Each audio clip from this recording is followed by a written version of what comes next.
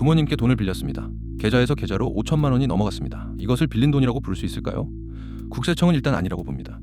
가족 사이에 오간 돈은 원칙적으로 증여로 추정합니다. 빌린 것이라고 주장하는 쪽이 빌린 것임을 증명해야 합니다. 그 증명 도구가 차용증입니다. 그런데 차용증만 쓰면 되는 것도 아닙니다. 종이 한 장으로 끝나는 문제가 아니라 이자와 상환까지 이어지는 하나의 기록이어야 합니다. 오늘은 무엇을 써야 하고 이자는 얼마로 잡아야 하고 어디까지 하면 인정받는지를 순서대로 정리하겠습니다. 그리고 사람들이 가장 많이 놓치는 지점 하나를 마지막에 말씀드리겠습니다. 먼저 법이 어디서 출발하는지 봐야 합니다. 상속세 및 증여세법은 배우자나 직계존비속 사이에 재산이 오가면 증여한 것으로 추정한다고 정해두었습니다. 또 재산을 취득했거나 빚을 갚았는데 그 사람의 직업과 나이와 소득으로는 그 돈을 마련하기 어렵다고 보이면 그 자금도 증여로 추정합니다. 여기서 중요한 단어가 추정입니다. 단정이 아니라 추정입니다. 뒤집을 수 있다는 뜻입니다.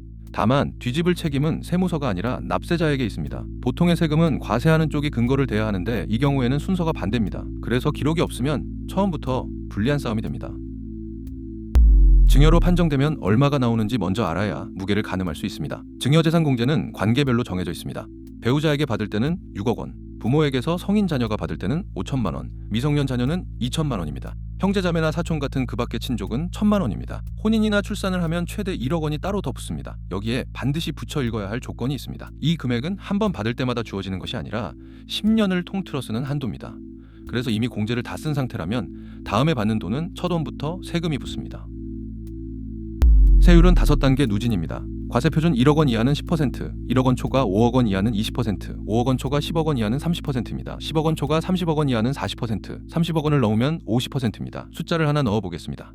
성인 자녀가 부모에게 2억 원을 받았고 10년 안에 다른 증여가 없었다면 2억 원에서 공제 5천만 원을 뺀 1억 5천만 원이 과세표준입니다. 여기에 20%를 곱하고 누진 공제 1천만 원을 빼면 2천만 원입니다. 빌린 돈으로 인정받느냐 아니냐로 2천만 원이 갈립니다. 그러면 어떻게 해야 빌린 돈으로 인정받을까요?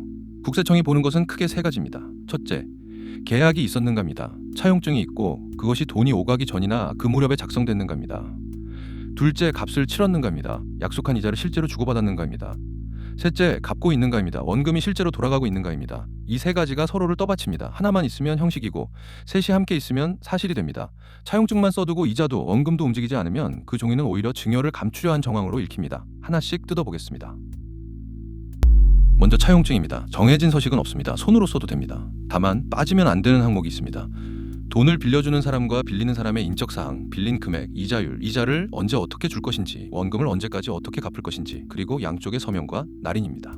여기서 실제로 문제가 되는 항목은 변제기일입니다. 갚는 날을 적지 않거나 40년 뒤처럼 사실상 갚지 않겠다는 기간을 적으면 대여로 보기 어렵습니다. 빌린 사람의 나이와 남은 소득 기간 안에서 갚을 수 있는 기간이어야 합니다.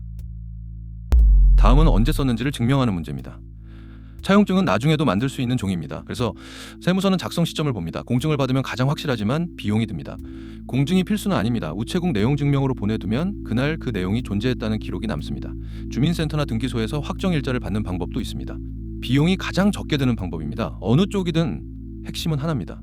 돈이 오가기 전이나 그 무렵에 만들어졌다는 사실이 제3자의 기록으로 남아 있어야 합니다. 조사 통지를 받은 뒤에 만든 차용증은 대개 받아들여지지 않습니다. 두 번째 축은 이자입니다. 세법은 가족처럼 특수관계에 있는 사람들 사이에 금전 대여의 적정 이자율을 정해두었습니다. 지금 기준으로 연 4.6%입니다. 이보다 낮은 이자를 받거나 아예 이자를 받지 않으면 덜 받은 만큼을 빌린 사람이 이익으로 얻었다고 봅니다. 그 이익에 증여세를 매기는 것이 원칙입니다. 그러면 가족끼리 무이자로 빌려주는 것은 전부 증여가 되느냐? 그렇지는 않습니다. 여기에 예외 규정이 하나 붙어 있고 이 예외가 실무에서는 사실상 기준선 역할을 합니다. 그 숫자를 다음에 보겠습니다. 적정이자로 계산한 금액과 실제로 준 이자의 차이가 한 해에 1천만 원 미만이면 증여로 보지 않습니다. 이 규칙을 뒤집어 계산하면 무이자로 빌려줄 수 있는 금액이 나옵니다. 1천만 원을 4.6%로 나누면 2억 1,739만 원입니다. 그러니까 약 2억 1,700만 원까지는 이자를 한 푼도 주지 않아도 이자 부분에서는 증여세가 나오지 않습니다. 그리고 한 사람에게 여러 번 빌렸다면 마지막으로 빌린 날부터 거슬러 1년 안의 금액을 합쳐서 따집니다. 다만 오해하면 안 되는 것이 있습니다. 이것은 이자에 대한 이야기일 뿐입니다. 원금이 대여로 인정받지 못하면 원금 전체가 증여가 됩니다. 이자를 실제로 주기로 했다면 세금이 따라옵니다. 개인끼리 사업이 아닌 목적으로 빌려주고 받는 이자를 비영업대금의 이익이라고 부릅니다. 세율이 높습니다. 소득세 25%에 지방소득세 2.5%를 더해 27.5%입니다.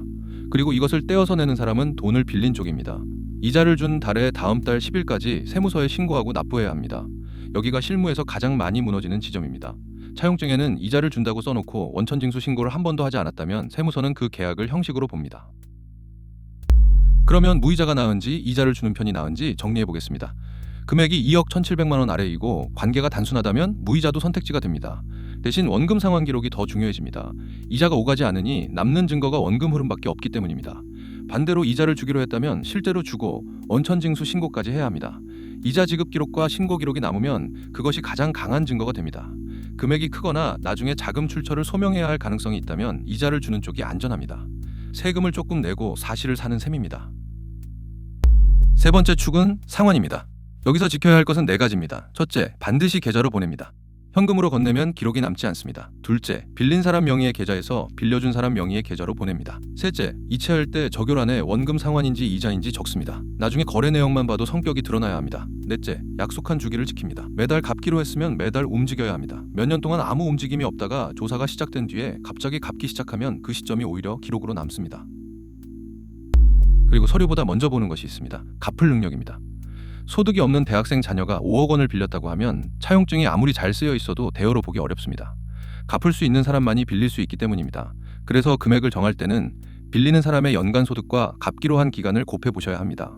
그 곱이 원금에 미치지 못하면 무리한 계약입니다. 또 원금을 만기에 한 번에 갚기로 하는 방식보다 매달 조금씩이라도 갚는 방식이 훨씬 유리합니다. 기록이 계속 쌓이기 때문입니다. 빌린 것으로 인정받았다고 끝이 아닙니다. 국세청은 인정된 채무를 전산에 올려 따로 관리합니다. 이것을 부채 사후관리라고 부릅니다.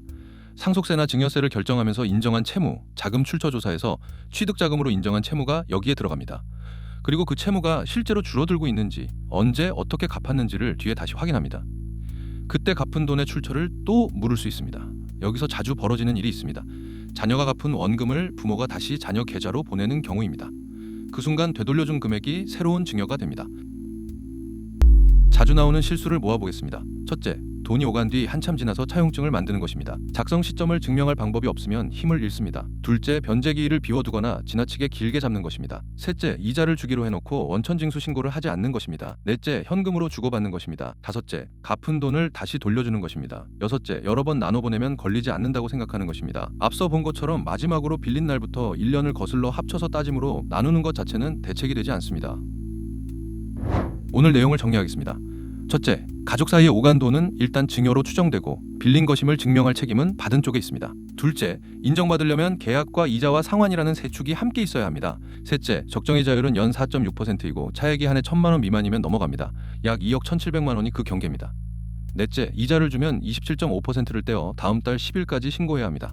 다섯째, 갚은 돈을 되돌려주면 그 순간 새로운 증여가 됩니다. 오늘 내용은 일반적인 세법 설명이고 개별 사안은 세무 전문가와 상담하시기 바랍니다. 세법과 해석은 바뀔 수 있습니다. 내일 정오에는 청약 통장을 다룹니다. 납입 인정액이 얼마로 정해져 있고 지금도 넣을 가치가 있는지 따져보겠습니다. 구독하시면 매일 정오에 하나씩 정리해드립니다.